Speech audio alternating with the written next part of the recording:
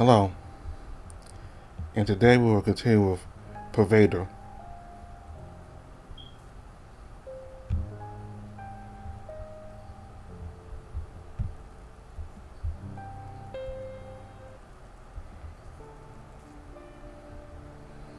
Go on here and have a look at this.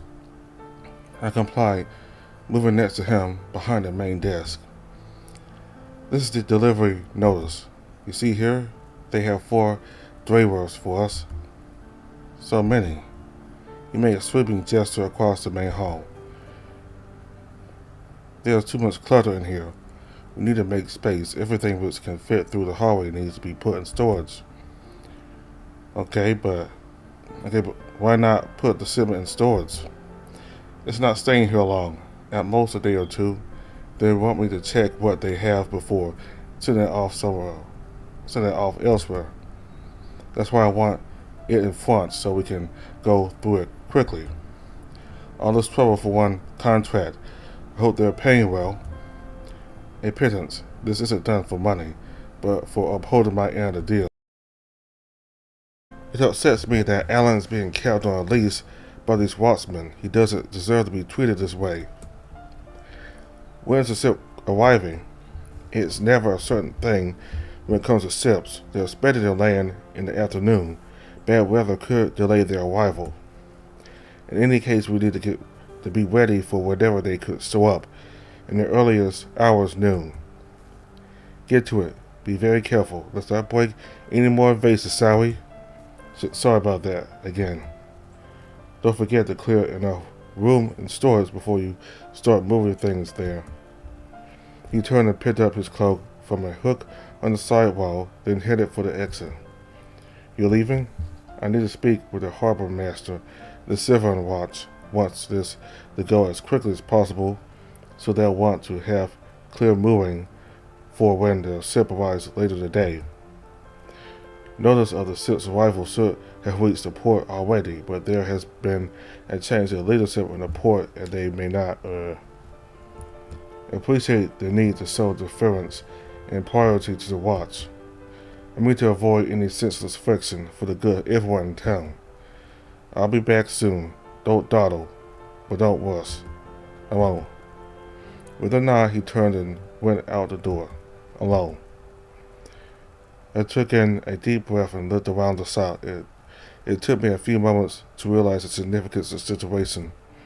He trusted me to keep this place for him while he was gone. We met only a month ago, and now he trusts me. A dark thought peered through me. I could grab anything in here, fill my hands with treasures and run away. There would be enough carried wealth to make the trip back home and purchase land for each of my brothers. All these items I have no idea of their worth, but they are baubles of gold and silver, things that were easily turned into precious coin. I could secure a future that way, but shame washed over me and my stomach turned. I am not a thief. This man has rescued me from nearly ending up on the streets. He gave me something to look forward to. Just a few minutes ago, he had told me he was concerned for my future, advising me to think about what I really want. The last thing I want right now is to disappoint him. In my head, these are the dark thoughts of a poor, desperate, hungry soul. That is not my way. You focus on the task, Ramus. Leave this darkness behind. Alan trusts me now. I muttered the words to myself, and I felt the sin within me fade and transform into something good. You trust me now. I will not disappoint him. My eyes sweep over the main hall, once again, this time with intense purpose. 4 drivers. On display, cabinets will have to go first. The large counter islands and cabinets will not fit in storage, so they will need to be set aside, taking as little space as possible. I step through the doorway and make my way to the storage room. Most everything is already packed up fairly neatly, but more could be done to create a little bit more space. I only had to make enough room for what I would bring in, and there was already a lot of empty space in the area near the hallway. There's no need to put things all the way near the back exit, although I could scooch a few things over in that direction. Things here and there were nuts closer together. Crates would be stacked on crates, but not so high that you would risk tipping them over if you happened to trip into them.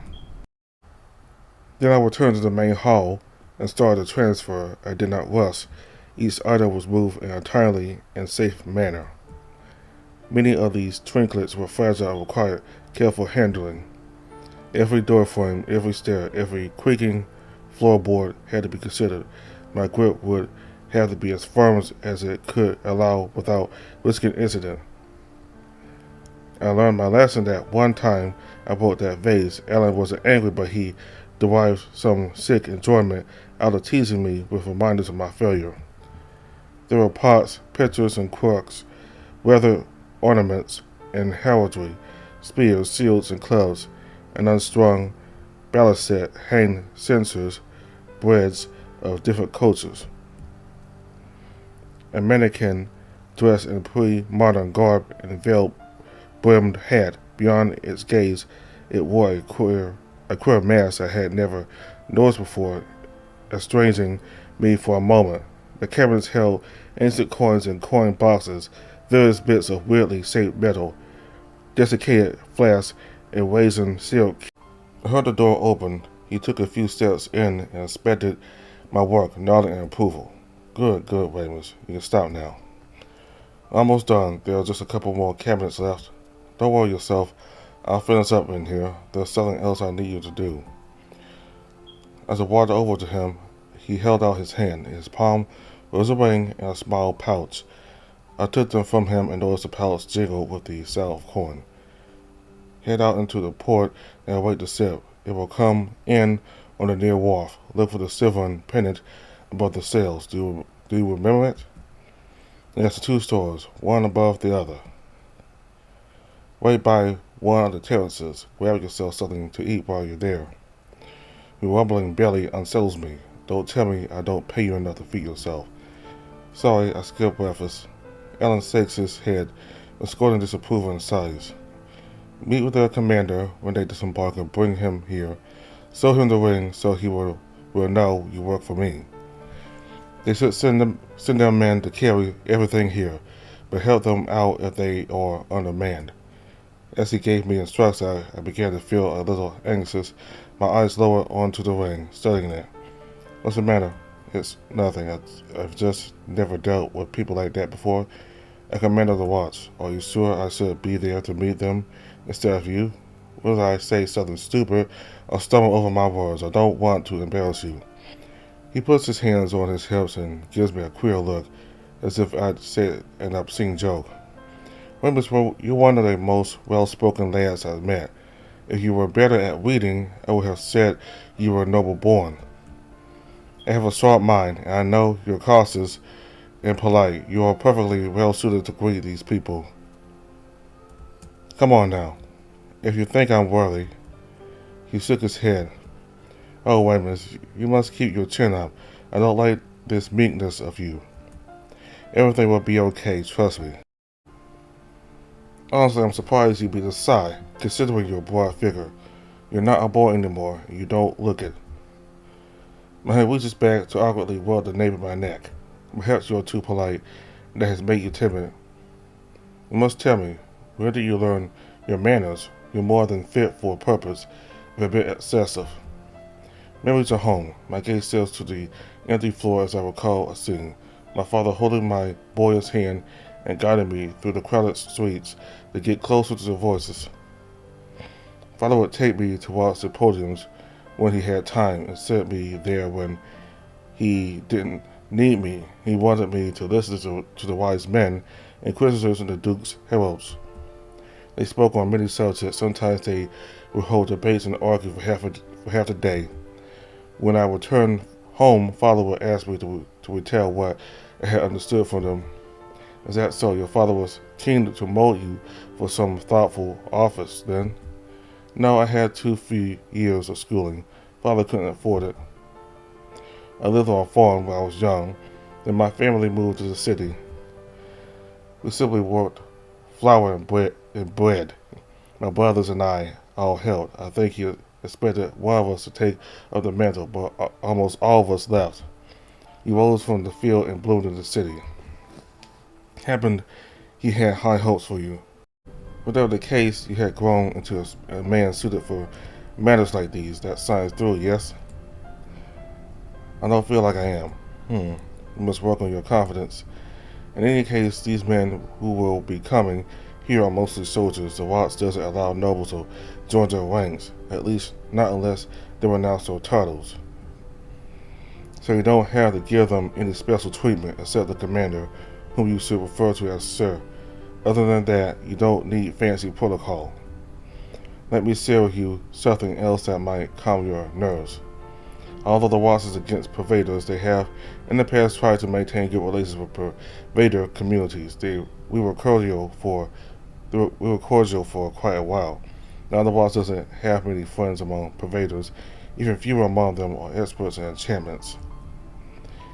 They have been stumbling lately and have ruined the goodwill they had managed to foster. I am probably one of the few people they can still appeal to. Because of this value I now hold, they will treat our relationship with care. So when you see them, know that their leniency with me will have generous bounds, and that you are an extension of myself. Alan smiled at me and patted me again on the shoulder, then headed for the back office. There were no ships on the horizon when I left the wharf, so it will likely be at least an hour before they arrive. You have some time to spare, but don't be tardy. And don't forget to feed yourself. The ships will arrive much later than expected. It was nearing sundown, and I had eaten twice already while waiting for the client. Out on the docks, I recognized several men from the worker camp. I felt a bit strange sitting there looking at them. If Alan hadn't offered me the job when he did, I likely would have been out there with them right now. Jonah was there too. We waved at each other. He was too busy to stop and chat, though. There were a couple of ships in the port when I had gotten there, but as the day went on, they departed and disappeared over the horizon. A ship came, fast and tall. It flew the Nor Enclave pennant, the bold green claw grasping a yellow flower, a signature of their wealthy trade empire. Their merchant fleet was renowned across the world. It is said to be the largest fleet to have ever sailed under one banner. Throughout the past century, the Nor Enclave syndicate had reached the north and brought much prosperity to the southern coast as well. They even sent ships far west and east across the Ural Sea and the Burning Sea to those exotic lands far beyond. I imagine the reason for all the growing bustle in this town is in part because of their trade exploits. The ship had moored next to where our client was to arrive later. Representative came off it to discuss matters with the port officials while the crew stood at attention.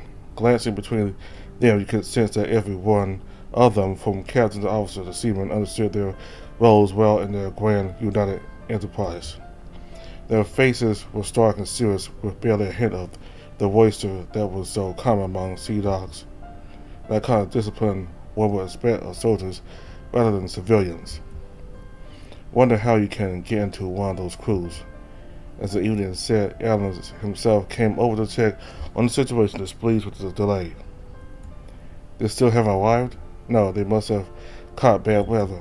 Seeing that it would take a while, he had decided to take a nap. Likely we would have to work through this night, and Alan will need to be well rested.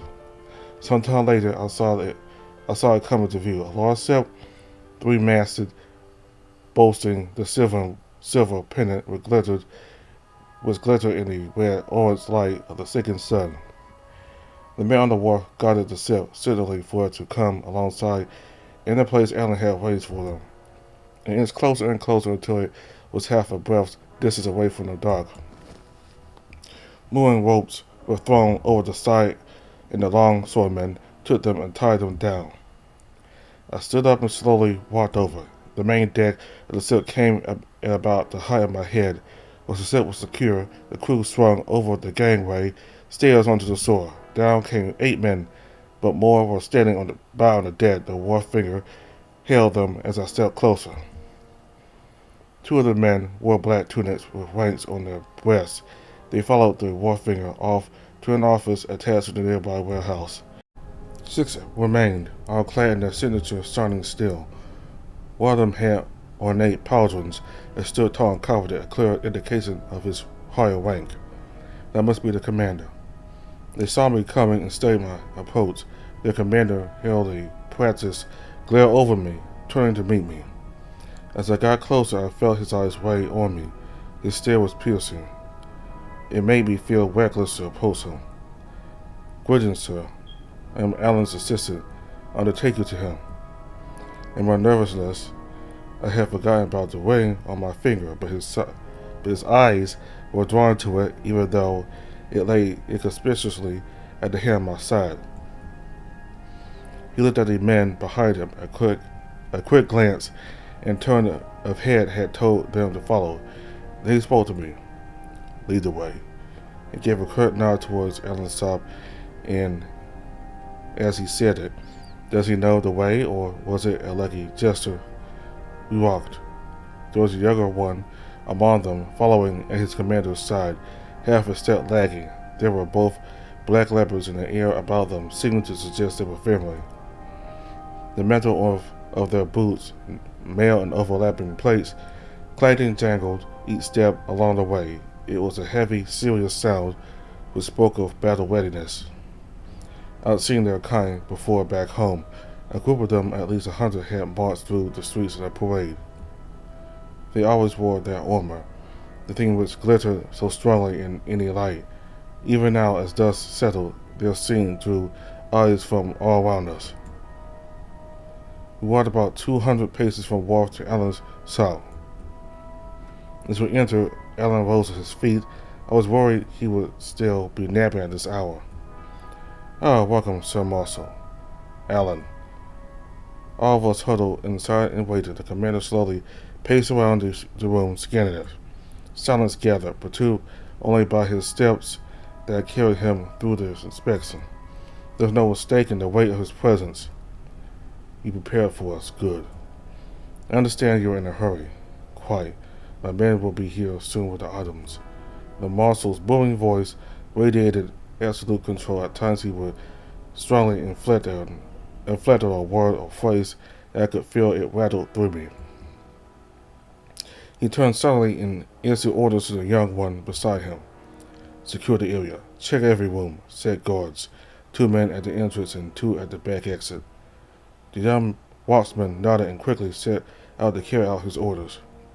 Sir Marshal, I will remind you that I'll need space for your men to work. Of course, after they clear your establishment, they will be posted outside. You will not be disturbed." So many men to guard their cargo. Were they afraid we would steal from them or play some trick? Doubt seized me. There was gravity in the marshal's commands which I chalked up to a display of authority, but perhaps there was something deeper there. I looked at Alan. My face must have betrayed my misgivings. He glanced at me through narrow eyes, gave a slight nod and wave of the hand as if to tell me that all will be fine. The men went about the shop, looking and tracing their hands across the walls and surfaces. What a strange thing to see. It's like they were hoping to stumble upon a hidden ghost. I walked over to Alan so the others were not here. What are they doing? They're searching for magic. Somehow his answer didn't seem any better than my ghost idea. They know Alan's a Pervader. Do they think he cast some wicked spell? I guess they don't trust him enough. Maybe it's standard procedure. I wonder what it is they are doing exactly. These men were trained to fight against magic, so I don't doubt that they know their duties well. My questions remain regardless. I'll ask Alan about it later. The building is cleared, Sir Marshal. We will secure the perimeter. The watchmen were led outside by the younger one. Just then, the first crates were rolled in. Alan instructed them to place everything along the wall. How long do you expect to take? A quick check of every item should give me the preliminaries. Filter out the magical from the mundane. Going through everything should take us past midnight. After that, if it is as you said in your letter, I can't say for sure. We'll have to see what we're dealing with. I see. The monster allowed himself to sigh. We cannot stay here long. We will be departing by noon tomorrow, perhaps sooner. Do what you can until then. I said wait outside. He suddenly looked at me. I felt naked. His harsh eyes bespoke of something terrible and powerful, a soul of unshakable will with a purpose that could not be subdued. He held his piercing gaze on me as he spoke to Ellen. Is he staying here? Yes, Ramus is my assistant. Is he a pervader? No. The monster glanced back at Ellen, then returned his eyes on me, studying me once more. I will not bring a pervader before you in secret. My heart is racing, but I cannot move. This man is thinking me a pervader. I wanted to protest, but I knew it was foolish to say anything. The Watts arranged terrible fates for condemned pervaders. They were locked up and tortured, tied down in dark cages for vermin to eat out the soles of their feet. They were fed rotten or poisoned food at lengths. Skins were cut from their legs and from their arms and legs. They would inflict lashings and rub nauseous mixtures in the wounds that caused cruel and painful infections. These were the dark whispers one would hear whenever an inquisitor steered the locals. Could I even prove I was not a pervader? Do they even care if you're innocent? What should I do? What have I gotten myself into? But then he looked away. No, you would not be wise to do so. I also walked out into the dust. I looked down and saw my trembling hands. My mind was swirling with disturbing images. Laughter and crying were wrestling in my throat, but neither let itself out. Ellen's hand lay on my shoulder, a touch so gentle, it barely registered. You're fine. Seeing his kind and confident smile, calm returned. That's all it took to bring me back. Come, we need to get to work. I started opening the crates while Ellen pulled out a couple of chairs for us. The last crates came in, and then we were left to our own devices. He handed me a piece of parchment with ink bottle and quill. He started inspecting the items and dictated what I should write. Talisman, triangular, russet and green, northern, mundane. He would pick up an item, turn it over in his hands, feel its weight, check every angle. Occasionally he would stare at something for longer and mutter to himself. I wish I could see what he sees. Bone, skull, feline, female, erosion. I'd never seen Alan so concentrated before. Waystar, enchanted, Naganti. How do I write Naganti? He took the parchment and quill from me, wrote it down, then handed them back. I hoped I would manage to do this simple task for him, but still I failed. My confidence dwindled. These things I'm writing don't have much meaning to me. I should have worked harder on my exercises. Yet he gave me a reassuring smile. You're doing great. He pulled out a large plate of metal from one of the boxes. It was rusted everywhere, but you could make out a surface pattern, etchings with circles and rays. Armor, breastplate, Naganti, pyramid order. Enchanted. We went on for a while like this. So far he had discovered about a dozen enchanted items, a smaller number still described as Naganti. I was curious about its true significance, but now was not the time to ask questions. Blade, sword, a dagger. Alan stared at it longer than any of the others. He went on like that for nearly a minute. His eyes were searching for something, peering into it. Dagger, Naganti, enchanted. He turned it over in his hands some more. Alan seemed absorbed by this thing, like a taunting puzzle which would not relent. I decided to ask him, where is it? I'm not sure. There was something ancient and trapped. It's almost like that.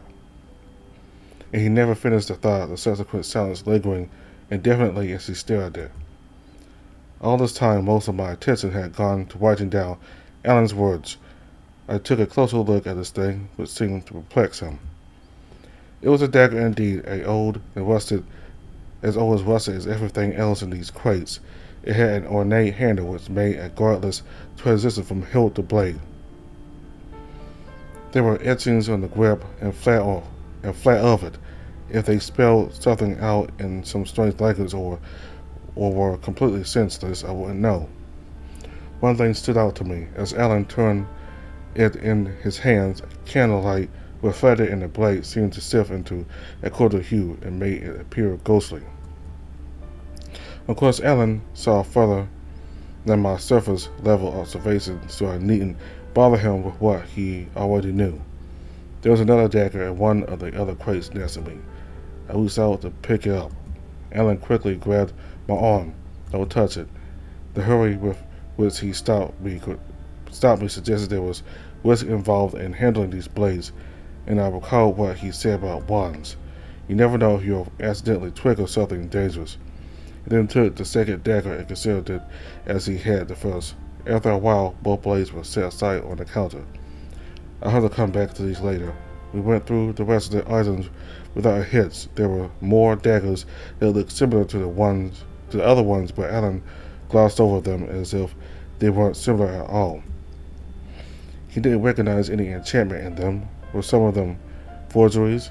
What keen insight did Alan possess that allowed him to see the value of these things? Did he use some kind of magical perception? Alan will have to clarify a lot of things for me. After the final crate was empty and the final notes scrawled down, I leaned back, stretched, and yawned. It was very late. Good work. Thank you, Ramus. You done? You're done. Take the notes and put them in the archive drawer in the back office. Is there anything else I can do? Yes, you need to rest up. I might need you in the morning. Go into the storage room and make a bed for yourself. Use some of those old furs laying around there. Okay, can I get you a tea or coffee before I lay down? Alan sighed and rubbed his forehead with a hand. Yes, some black tea would be lovely. Thank you, Ramus. I stood up and made my way into the back office to put the papers away. The ring Alan had given me was still on my finger, so I discarded it too. Then I took some dried leaves from the herbal cabinet Alan kept for his teas. The kettle was out in the main hall next to the hearth. Stepping back into the main hall, I noticed Alan had gone outside, probably checking in with the marshal. I wanted to boil the water and put the leaves in. The day was almost done for me. Alan would have more to do, and this tea should help him push through it. I wanted this to end soon. These watchmen frustrate me. The sooner we can pack everything up and send them off, the better. What did they really want? What are they hoping to discover in these things? Alan had said there might be more to do than just check for enchantments. He hadn't told me the extent of this particular job. So much commotion for what seems like a pile of weather. Nothing's why. My curiosity taunts me, my head spinning. I'm still rattled by the marshal's threat earlier. Stress is making me gloomy. There was more to this than I was told. Should I care? It's probably not my place to know. Alan would have told me more if he thought I should know, or maybe he will tell me later. I trust him. He'll deal with this, and we can put it behind us. So many of these things were labeled as Naganti. Thank you for the tea, Ramus. I quickly rose to my feet. I was so lost in my head I didn't hear them come in. They were both standing there, Alan and the marshal, kindness and austerity. Go, rest out. And not a bit too wildly, and retreated towards the storage room. My steps were heavy in the relative silence, and I could feel their eyes fall on the back of my head as I left. As I stepped into the storage room, I breathed a sigh of relief and take in the new atmosphere. This chill air is doing wonders for me, easing my nerves. Although summer was ending, it still carried warm and damp lights. Not in here, though. Perhaps I can convince Alan to let me sleep in this place instead of the camp. I miss Jonah, but he'll be leaving soon anyway. I made my way to the far corner, carefully maneuvering between the crates. Beyond the back door exit came the clank-clack sounds of heavy armor. Two of the watchmen were standing guard. Tonight I would have my own guards, like a king sleeping in his kingly bedchamber. I allowed myself to think these silly things. I made it easier to calm myself down. The stuff at the back made a cozy alcove perfectly suited for bedding. The furs were gathered further on top of an old chest. I threw them around the floor in a man-sized pile. Finally, I resigned myself to crash into it. I kicked my boots off without a care for where they would end up. Somehow this feels more comfortable than a bed. I turned to look up at the ceiling. Through the narrow window, up on the wall, came in the light of the night a bluish ray that cut flatly across the room. The air is filled with something serene. Little stars of dust dance above me, performing for the moon, the darkness and all things ancient around me. I sank into a feeling of safety. My eyes are closing. I drift away. A quickened noise. My eyes open. The sound came from further inside. Someone had stepped on one of those loose boards by the door, which led to the main hall.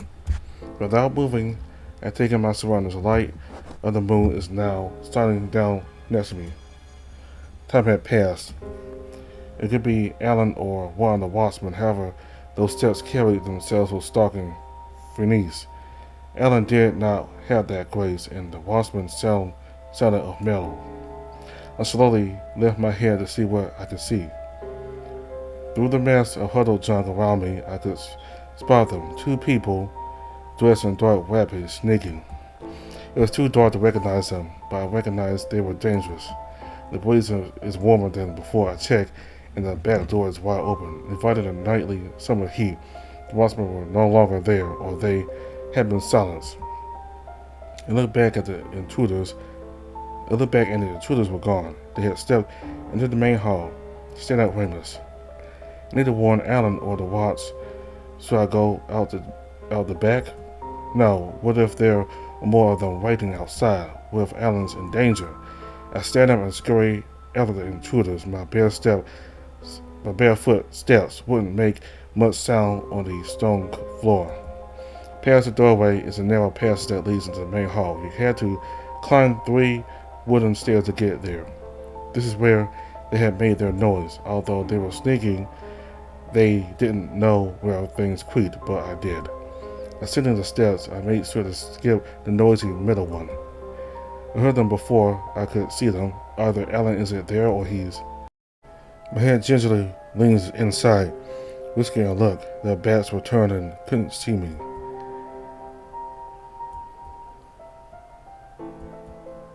I can't see the entire room from here. I don't think Alan's around. No signs of struggle. Could he be upstairs? The door leading that way is across from me, but opening it is not an option. The hinges would make a loud grating noise if I attempted that route. I mentally scolded myself for not getting around to greasing them earlier. We focused on the intruders. They were speaking in hushed tones. Find one. There's one more. Keep looking. They're rummaging through the crates. Of course, thieves. This is what the watch feared they were right to do so. What happened to the guards in the back? Should I have checked? What am I thinking? This is a dangerous situation. We need to find a way out. I thought to pick up a weapon like a sword or club from stores, but I brushed off the idea as soon as it came. Whoever these people are, they probably dealt with the guards in the back. There's nothing I can do to stand up to them. If they're sneaking, it must mean the front is still being guarded. They must fear the watch. I have to alert them. There has to be something in here I can use. No time for elaborate plans. I pick up an iron candle holder about as big as my hand and as heavy as a rock. This will work. Sneaking my way back, I notice they are still busy searching. Most of the items Alan and I checked are no longer out in the open. He must have put them back in the crates. I look ahead towards the main entrance. The door was closed, so that worked out for me. The glass would be harder to strike if the door was open. It's about 20 feet away. Leading in through the doorway, the angle is too uncomfortable for a good shot. I need to step into the hall before I can throw it. If I miss and only hit the wooden body or door frame, it might not make enough noise to alert the guards. Carefully now, the noise they made rummaging through the crates matched my own approach. They were hasty. One step after the other, slowly. It was a good thing Alan made me put everything in stores. All that walking back and forth taught me how to navigate this place carefully. Then with the iron thing in my hand, I pulled back my arm to angle the throw.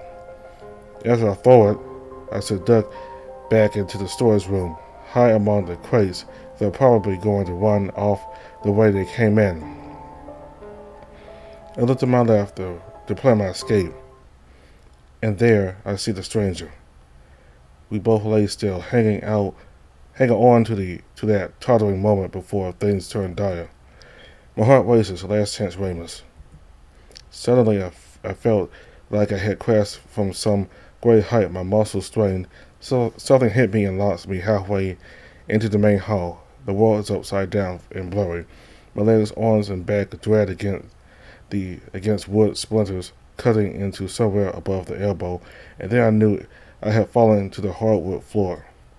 There's another pain. Something inside me is broken or twisted, and it scares me. But beyond all that, I could hear the glass shatter. Army, bastard. What was that? You missed one. We're at the one. Go. No, it has to be here. As I hear them panting, I am coming out of my daze. I see them more clearly now. Their outlines have turned solid, but their masks still concealed their faces. There were mustering noises outside which convinced me that I had done the right thing. Are you mad? We need to go. No, bring him here. We can use him as leverage. We have one already. Please, let's just go. Bring him. I'm not sticking around this cursed place. You're on your own, Marguerite. Damn you, witch. Come back here. I began to move, although it was not my movement. My legs were being dragged across the floor, as if I was falling toward the intruders in the middle of the room. He grabs the back of my shirt and forces me to sit up. Then I felt something cold and sharp pressed against my neck. Don't move. Keep them busy. We'll blast out here once I have it. Although I had come out of my daze, my body lagged, unable to protest what was happening. My skin feels sensible, rough and rigid, and my muscles ached in a state of disturbing numbness. I couldn't budge, and everything seemed 10 times heavier, harder, and rougher. My clothes appeared to be frozen, fixed in place, like rigid armor that had wrinkled into a fossil shape. Finally, the door burst open, and they barged in. The young watchman from before came in with 4 of his companions. Alan pushed in after them. Ramus. As he says my name, I feel the iron tremble against my skin. My captor reassured himself, tightened his grip on my shoulder, and nervously kneaded at it. Stop! This dread hanging in the air, and in my heart I was helpless. Is this what it all comes down to? Will death find me here? Surrender, resist, and you die. The other one continued to rummage. Stop that right now. The 2 thieves were unsure of themselves. My captor tightened his grip and getting shuffled in place. What are you doing? Keep them at bay. Last warning. The watchman charged forward. Before they can advance even a step, my captor releases me and leaps backwards. I hear a thundering noise behind me and see smoke invade my surroundings. My fossilized clothes loosen, melting back to normalcy, although my body is still paralyzed, falling backwards. I sprawl helplessly on the ground. I use the only strength I can muster to tilt my head backwards to look towards the thieves. There's a large hole in the far wall now. He had made his escape. Run! The clanging of heavy boots assault my ears as they trample alongside past me. I hear them yell something that seemed like hatred, but one of the thieves remains still, searching for his foolish prize. I have it. He pulled it out, that puzzling dagger. His victory was short-lived, however. I saw the onset of fear in his eyes as one of the watchman's swords had nearly fallen upon him. Reflexively, he lifted a small blade to block the strike. They clashed, grinding metal upon ancient metal, causing an unsettling vibration. Something horrible had been stirred, a rumbling that precluded disaster. The dagger shattered and exploded, swords flying in all directions. A hauntingly white light erupted from its core and bathed the entire world, blinding me. Everything became an accident, the air and dust swirling and spreading, whistling and pinching with pressure. There came a deafening ringing noise that turned into a mounting clamor. A thousand storms roared and crashed, roaring and crashing, one on top of the other in a seemingly endless loop. Over and over again, ravaging waves surged and moved everything around us. The demon sound violated everyone's ears, a scream from hell that froze everyone in fear and pain. My strange feebleness prevented me from raising my hands to my ears to protect myself. As the sound wave washed over me, it attacked and sapped me of my mental faculties. I felt my mind bleeding, picked apart by a barrage of tiny noise manifested needles. There was a stinging in my belly, as if I had been stabbed. My reflexes urged me to crawl to something smaller, but there was no strength in me to do such a thing. The ringing sound was now fading away, along with all other signals of reality. I heard and felt their metal bodies crash to the floor. The last thing my ears picked up were a pair of muffled voices, full of anguish. "Ramus!" Jim saw. The light went away as well. The burning past my eyelids, receded, and my world sank ever into darkness. Someone was over me, touching me, tapping me, shaking me, but I didn't care. Care was falling away as well. A moment was gone, only still darkness remained. Then even the darkness faded. It is time to sleep. First I heard a flicker and crackle. It sounded like it was close, somewhere above me. Then I heard another one further away. Lit torches. The sounds echoed strongly. This must be a quiet place if that's all my ears can pick up. I felt like my awareness had suddenly come into existence in perfect glory. It was my body that lagged behind me once again. I had been somewhere in a new dream already forgotten. Then I came back to the real world. My eyes were still closed, and I struggled to open them, strength was returning ever so slowly. What happened to me? Ramus. I'm waking up, and Alan is there to witness. I'm waking up, and Alan is there to witness. He stood up and approached me, the sound of his steps striking more loudly as he came near. Ramus, are you awake? He put his hand on my forehead and rubbed gently with his thumb. I am. Oh, thank mercy. I opened my eyes. It is dark, but for the orange glow of the torches. Everywhere I look, there are walls of stone and bars of metal. This is a prison cell. How are you feeling? I'm tired. I tried to move my arms to push myself upright, feeling my core ache as I did. Take it easy. You've been injured. Not too badly, but you should be careful. I looked down and saw my midsection was wrapped in bandages. That area remained numb even as I regained my strength. I ran my hand over my belly, feeling what had happened to me. How long was I out? It's been almost a day. I turned to look at Alan. He looked tired, drained, and said, Are you in any pain? No, just a little bit sore. There's numbness here. What happened? He scratched over my bandages. He was struck by metal shrapnel and something else. I think I got most of it out of you, but there may still be something in there that causes you discomfort.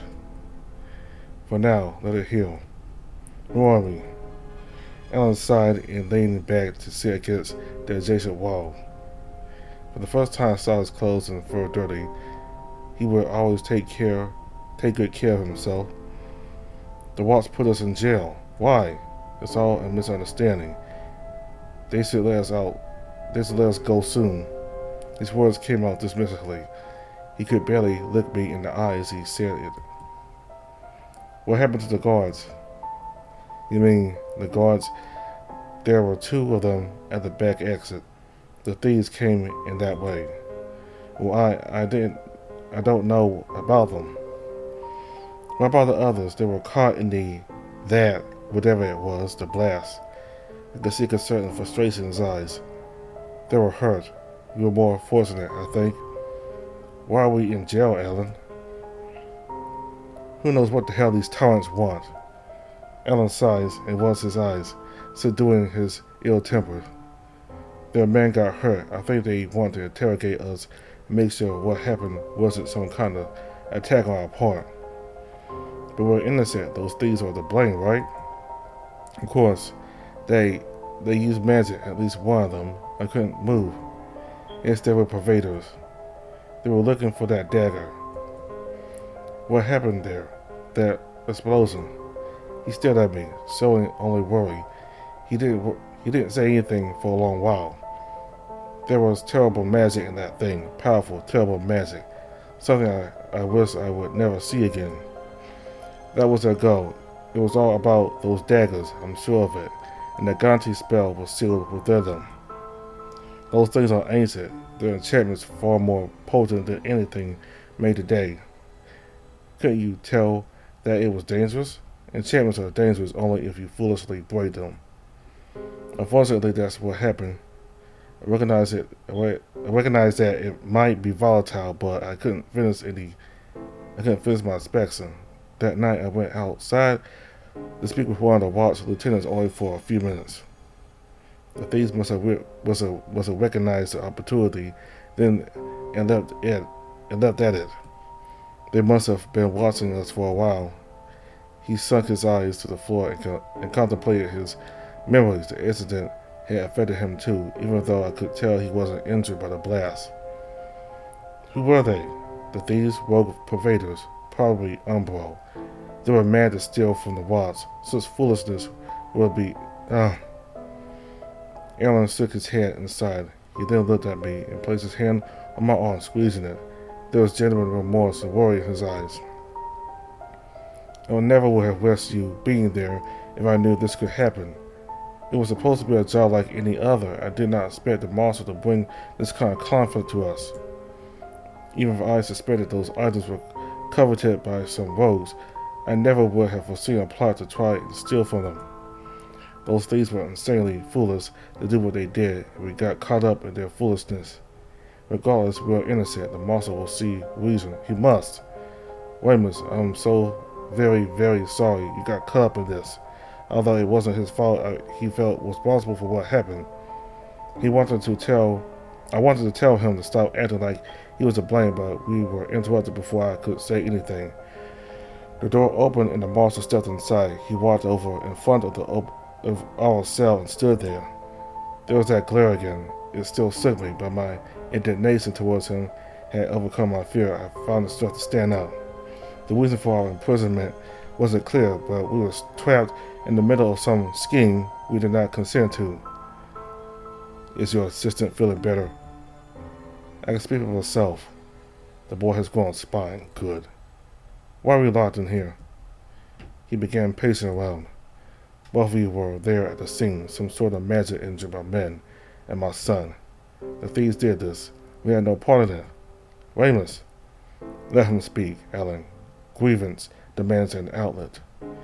Your men saw them. They held me hostage. Umbral scum. He cursed them under his breath. Of course those fiends would take hostages. At least we were allowed one small joy. The thief that clung to the dagger died in the blast, a merciful fate compared to what we would have shown them. I promise you this, when we find the rest of them, they will be put away to rot in a dark cell and never see the sun again. They will pay, no matter where they hide. Then why are we locked up? I did not believe you to be guilty of any crime. Yet we were locked up. I'm unable to release you, not yet. I stopped in front of the bars and he stopped in front of me. You ought to be questioned and cleared of suspicion before you can be officially released. Then question me, question both of us. We have nothing to hide. I'm not the one who wants to question you. The prosecutor of the watch will conduct the interrogations. He shall arrive in a few days. So we have to sit here and wait until then? The monster leaned in slightly and placed his hands on the bars, supporting himself. It was only the slightest suggestion of weakness or exhaustion, and it allowed me to see that he was also worried. Can you show me your wound? What? You were hurt in the blast, that's what those bandages are for. I attended to his wounds, he was fine. I looked up at the monster, and there was regret in the way he looked at me. He mentioned that his son was caught in the blast as well. How badly is his son injured? He flared up at that. He said, "Not speak of my son. Some of your wound, and I'll cut off those bandages myself." Whatever was going through his mind, past the harsh exterior there, is suffering in his eyes. I was compelled to show him, although I didn't understand the purpose. The bandages were wrapped in one long piece that tucked under at the top. I unraveled the thing, which went round me several times, then it came loose, and I could push down the rest of it. At first I didn't understand what I was looking at. It was surprising to see that my wound made for such a big and strange scar. It didn't feel all that painful either. They were both looking at it with dark intention. It seemed to have mostly healed except for that funny-looking scar. "Oh, Weymouth!" Seeing their reactions unsettled me. Sure, it looked strange, but I don't understand their unease. I looked at Alan, then at the monster, glancing between them, searching for an answer. "Where is it?" Alan walked up to me and pulled the sleeve on his right arm up to his shoulder. He showed me his upper arm where he had a symbol, something like a brand. It was etched in his flesh like a scar, and his fur remained as thick as everywhere else, only discolored at the root. "Do you know what this is?" "No." "It's a Pervader surgery, Weymouth." And then I looked at my own. "You didn't see it when you bandaged him?" There was nothing there other than a few bits of metal lodged in the flesh. Alan walked up to the bars and appealed to the marshal. His voice was consumed with worry. "You must believe me, he was not a Pervader before." He tugged on the bars wastefully. The marshal stood there, betraying no emotion. My thoughts moved in ferment. Two ideas kept repeating in a bouncing pattern. I am now a Pervader.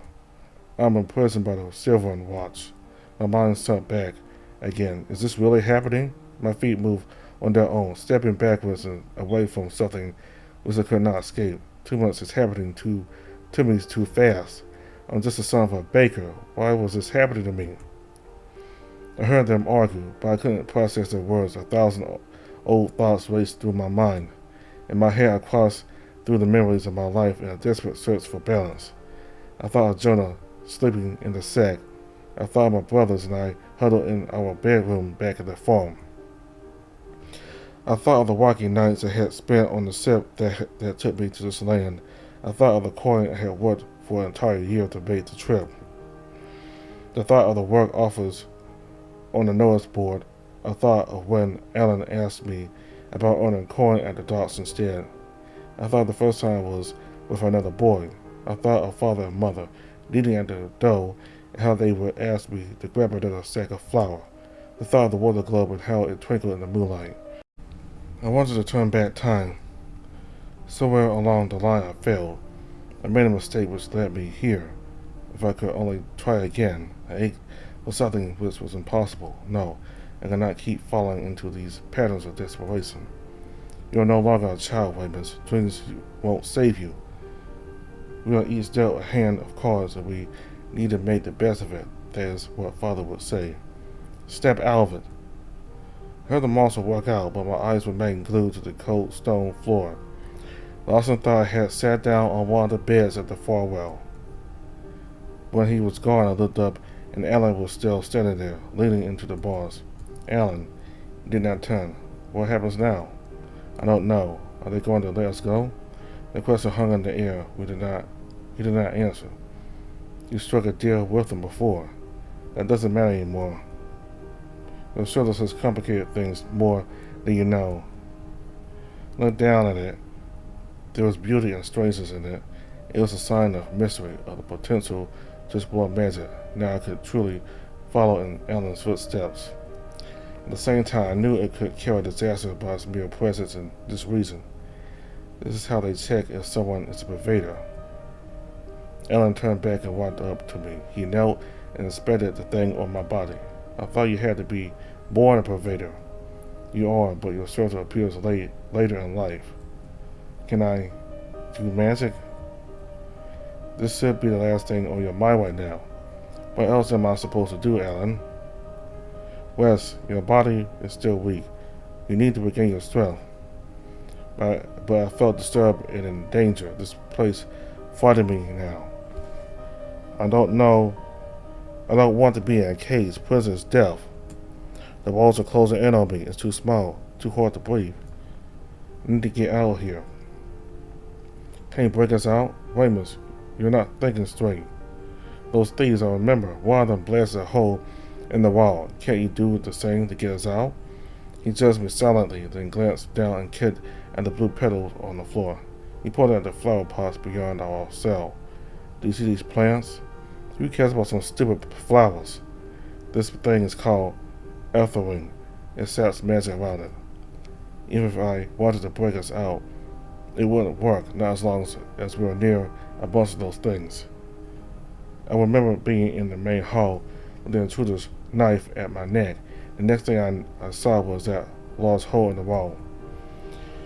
At the time, I was so scared of everything that was happening, I didn't stop to think how terrifying that power must be, to be able to instantly blast through a wall of stone, and all that power could be stripped away with a bouquet. Did this thing on my body, did it appear because of that dagger? He sat down next to me and turned to face me. He placed his hand on my back and stroked it, trying to calm me down. He went through what we call an awakening. When someone's born, they may or may not have the spark of magic within them.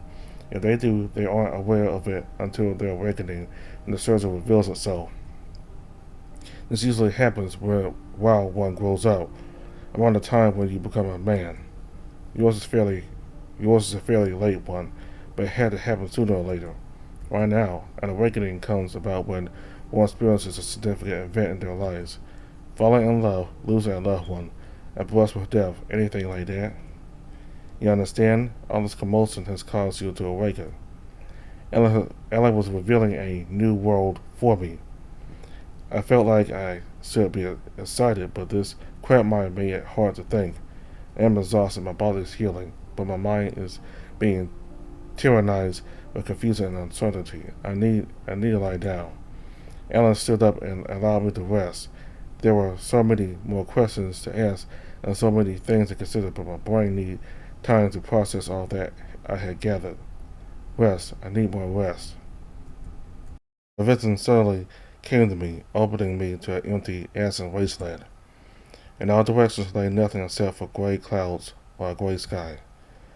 There was no breeze, no whistling of wind, no life, no motion of any kind. The clouds lay still upon the sky like a painted ceiling. I felt neither chill nor warmth. Time stopped everything. I looked down and saw that I was naked, standing at my feet, planted in fine grained sand, sunk deep enough to hide my toes. My surgery was there, and I felt an absence, or maybe it was anticipation. It centered itself in and around the surgery. The surgery. There's something about it. I was unable to move. All my senses told me that I had the means of control, but something in my mind blocked any such command. My consciousness, however, was able to go beyond. I sensed the space around me. Empty as it was, I sensed that there was nothing else in this universe except for me, and I felt someone else there, or something else. At first I didn't notice it. Slowly it came into my conscious regard. The living, burning, tenebrous shadow lay ahead of me. It stood upright, like a person staring at me, frozen in place. For a moment I thought it was my own shadow giving life. It didn't feel right, however. What felt like an eternity later, it began to move, approaching slowly, cautiously, almost fearfully. Its unexpected animation shook me and made me think it was an alien, a stranger who may want to hurt me. It stepped without weight, barely shifting the sand below its feet. It began to circle around me, shifting away from my vision. Without seeing it, I realized it now stood behind me. In an instant, my vision began to spin with a heavy blur of motion. The dreamscape became fuzzy and shaken. The great expanse seared and blended, shattering this illusory reality into a fine, amorphous grain. A world of chaos swallowed up what I had seen.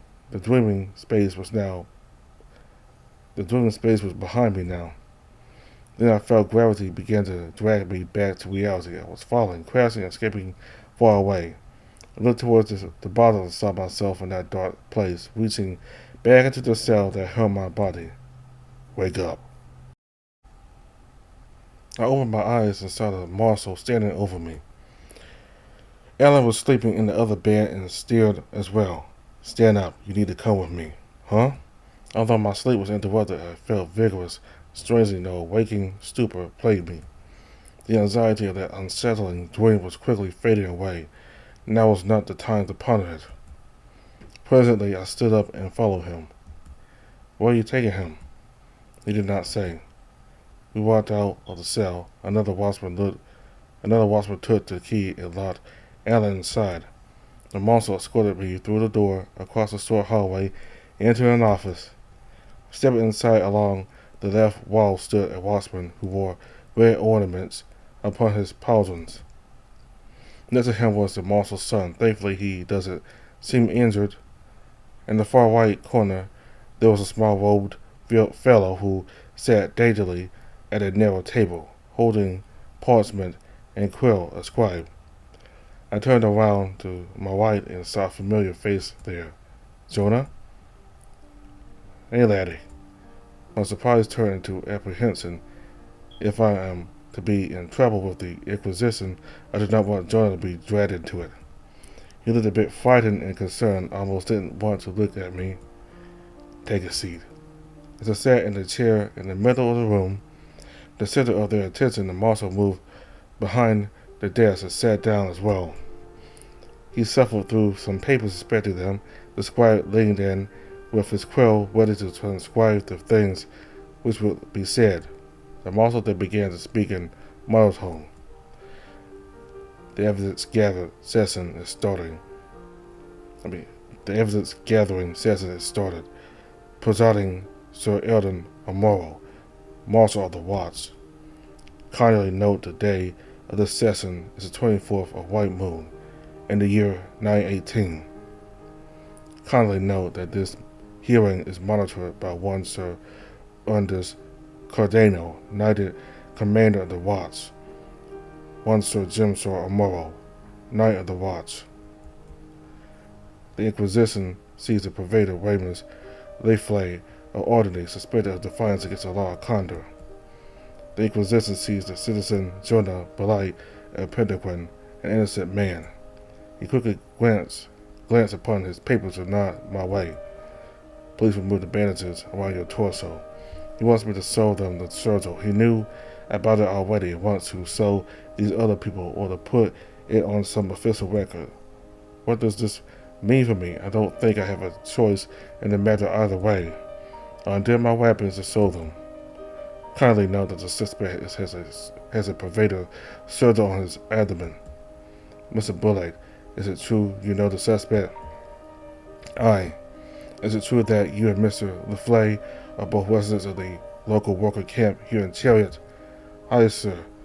I just know him as Ramus. Before the day, have you ever seen the suspect with his upper body exposed? Aye, sir. When the days were too hot, we would sleep without shirts, no sense sweating off in them at night. You slept in the same room? The same sack, sir. Every sack in the worker camp has 2 beds for 2 people, and Ramus be my sack mate. When was the last time you remember seeing him without a shirt on? Must have been a few days ago. Maybe 4 days ago. Aye, 4 days ago it was. In the morning, oftentimes the men would remove their shirts and wash themselves near the scuttlebutt, and I'd see him then. He didn't have that thing on him before. So 4 days ago, you say that he did not have the surgery on his body? Aye, it's the truth, I swear. That thing was not with him. Ramus is a good lad. Whatever you think he done, he's a good innocent lad. Kindly note that the witness has confirmed that the suspect did not have a surgery on his body as recently as 20th of White Moon in the year 918. Kindly note that the witness' testimony has placed the suspect's defiance on the law of conduct well within the period of admission. The evidence session is ended. I thank the witness and the monitors for gracing this session. You may leave, Mr. Blight. Zimzor, tell the guards outside to escort the suspect back to his cell, and they didn't quite understand what was going on. They lowered gazes and frowns seemed to suggest there was reason for them to worry. If they are worried, should I be? Maybe they had hoped Jonah would admit to something incriminating. Their intentions were still a bit too foreign to me.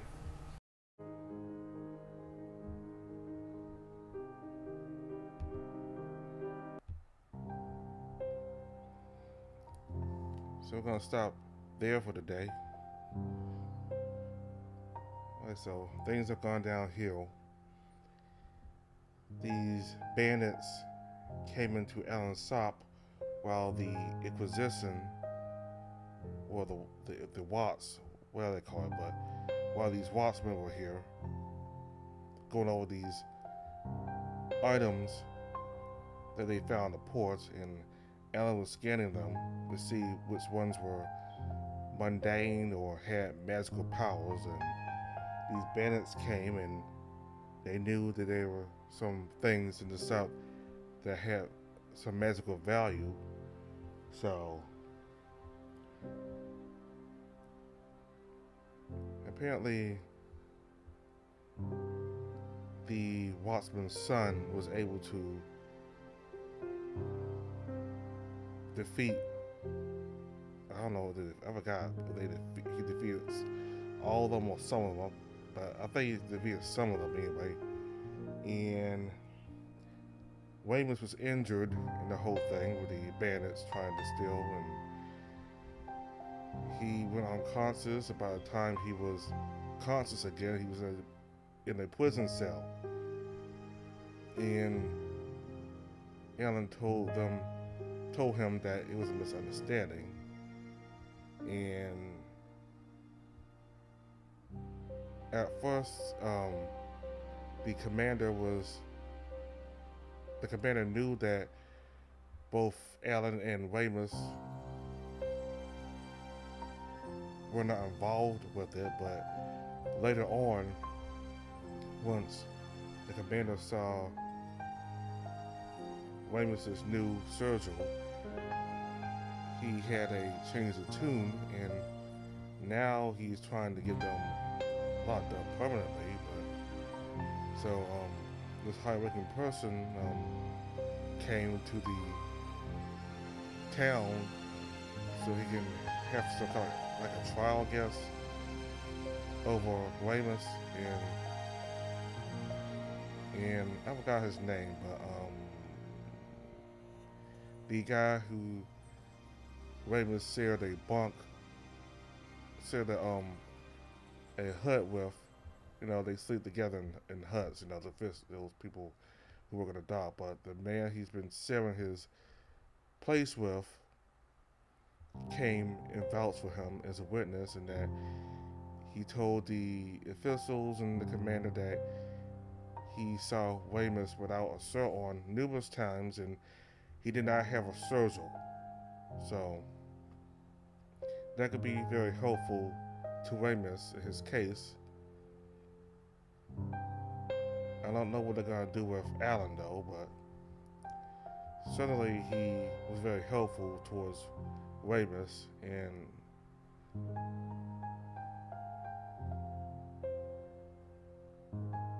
so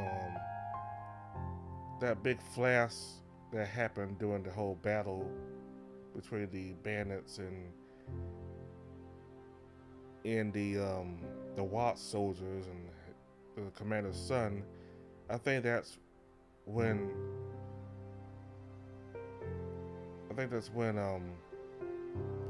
Weymouth got his power, and I think that's when that turned him into a Pervader. So